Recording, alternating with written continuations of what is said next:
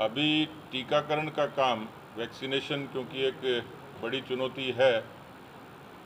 भारत की सरकार ने जो वैक्सीनेशन के लिए जो प्रोटोकॉल तय किया, उसमें दिसंबर तक 257 करोड़ ये डोजेस तैयार होंगी और दिसंबर तक लगभग हिंदुस्तान के हर व्यक्ति को ये वैक्सीनेशन का काम होगा। 2 स्वदेशी वैक्सीन, ये प्रधानमंत्री जी के नेतृत्व में पहली बार हुआ। और आज मैं आपसे मुखातिब हूँ।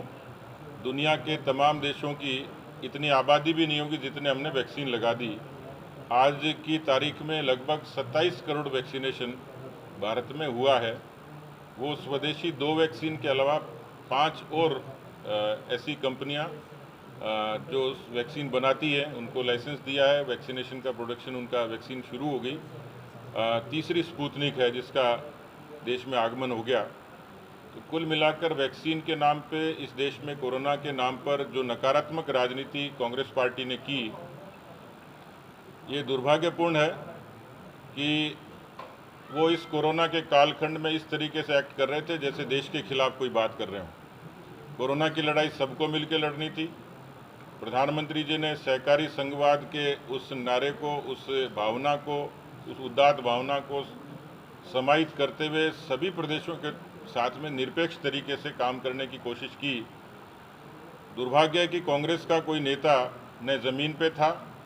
हाँ, ये ज़रूर है कि उनके नेता ट्विटर पर थे और ट्विटर पर भी भ्रम फैलाने का काम करते थे। उदाहरण के तौर पर वैक्सीनेशन का जब ड्राइव शुरू हुआ तो कांग्रेस के अनेक नेताओं ने कहा कि ये वैक्सीन हम नहीं लगाएंगे। कांग्रेस के नेताओं के बयान रिकॉर्डेड हैं कि we are not guinea pigs, हम लोग कोई गिनी पिग नहीं है जो वैक्सीन लगा लेंगे। इस तरीके के उनके बयान आए। उनकी भावना साफ दिखती है कि वो इस देश में उनके टूल किट से ही उजागर हो गया कि टूल किट के बारे में ट्विटर कुछ कहे, लेकिन टूल किट की बातें वो मुख्यमंत्री अशोक गहलोत की बातों से मेल खाती हैं, वो राहुल गांधी के ट्विटर से मेल खाती हैं, कांग्रेस के नेताओं की मानसिकता से मेल खाती हैं। इस देश में कोरोना की रिलीफ के नाम पर देश में अराजकता फैलाना चाहते थे। इस प्रदेश में ऑक्सीजन केंद्र ने अनुपात के मुकाबले दी, इंजेक्शन्स दिए, वैक्सीन भी दी, लेकिन वैक्सीन का दृश्य देखा सबने कि किस तरीके से वैक्सीन का वेस्टेज हुआ है। कई ऐसे प्रदेश थे जिन्होंने एक वायल में 13-13 डोजेज लगाई लोगों को, लेकिन राजस्थान में 10 भी पूरी नहीं लगी और उनको कहीं फ्रिज हो गई, कहीं कचरे के ढेर में मिली, कहीं गाड़ दी गई और अब वो सफाई देते घूम रहे हैं। मुझे लग रहा है कि कांग्रेस की नीयत कोरोना के नाम पर अराजकता फैलाने की थी, जिसमें वो सफल नहीं हुए। मैं कोरोना के इस काम में जिन चिकित्सा कर्मियों ने, स्वास्थ्य कर्मियों ने, पुलिस कर्मियों ने, सफाई कर्मियों ने, जिन स्वयंसेवी संस्थाओं ने जो तमाम योगदान दिया, उनका अभिनंदन करूंगा कि उनके सहयोग के कारण कोरोना को हम लोग लड़ाई में लड़ने में सक्षम हुए। और मुझे आज भी पूरा भरोसा है कि जिस तरीके से भारत की सरकार ने, और इसमें प्रत्यक्ष को प्रमाण की आवश्यकता ही नहीं है, कि जिस हेल्थ का बजट 94,000 करोड़ था वो सीधे सीधे 2 लाख करोड़ के ऊपर हो जाए, तो ये सरकार की उस मानसिकता को प्रदर्शित करता है। किसी ने नहीं सुना होगा कि ऑक्सीजन के लिए जो टैंकर्स हैं वो एयरलिफ्ट होके आते होंगे।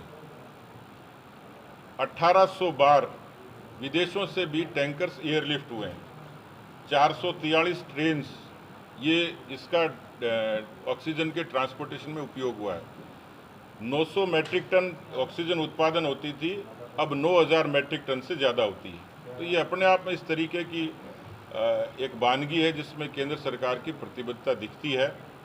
मोदी जी के नेतृत्व में कोरोना के इस विकट समय में भी भारत की सरकार ने अच्छा काम किया। राजस्थान की इकाई उनका भी अभिनंदन करती है और हम लोग अभी भी प्रतिबद्ध हैं, क्योंकि राजस्थान में हम लोगों ने एक हेल्पलाइन के जरिए शुरुआत की, जैसा केंद्र से निर्देश मिला, और लगभग 1 लाख लोगों को प्रत्यक्ष तौर पर भारतीय जनता पार्टी के कार्यकर्ताओं ने, नेताओं ने, जनप्रतिनिधियों ने सीधे सीधे तौर पर उनकी मदद करने की कोशिश की।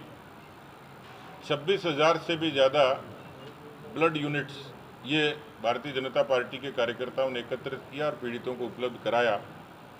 दूसरी तरफ कांग्रेस पार्टी थी। मुझे अभी तक ये जानकारी में नहीं आया कि कांग्रेस के लोगों ने सोनिया गांधी जी समेत आधा किलो आटा भी किसी गरीब को दिया होगा। ट्विटर पे ज़रूर जिंदा थे और उस ट्विटर से मुझे लगता है कि सिवाय मोदी जी को, केंद्र की सरकार को कोसने के अलावा कोई काम किया नहीं था। इन सब को भी देखा है। राजस्थान में कांग्रेस पार्टी का जो अंतर्कलह है, अंतर्विरोध है, वो जगजाहिर सा है। पूर्व प्रशासनिक अधिकारियों को नियुक्ति मिल रही है, लेकिन कांग्रेस के बेचारे जो लोग हैं वो अनुष्ठान कर रहे हैं। कुर्ते पजामे सिलवा लिए, सूट बूट तैयार हो गए, लेकिन अभी शपथ ग्रहण उनका हुआ नहीं। और मुझे लगता नहीं है कि इस तरीके से नैतिक हुई कमज़ोर सरकार और संगठन में किसी तरीके से उनका भला हो पाएगा। ये जुगाड़ की सरकार है, 99 से शुरू हुई थी और अभी भी 99 के चक्कर में ही है। बीएसपी को मिला लिया, इंडिपेंडेंस को साथ ले लिया, अब उनको भी लॉलीपॉप दिया हुआ, वो भी बेचारे कितने दिन सब्र करेंगे, आप सब लोग सुनते ही पढ़ते रहते हैं।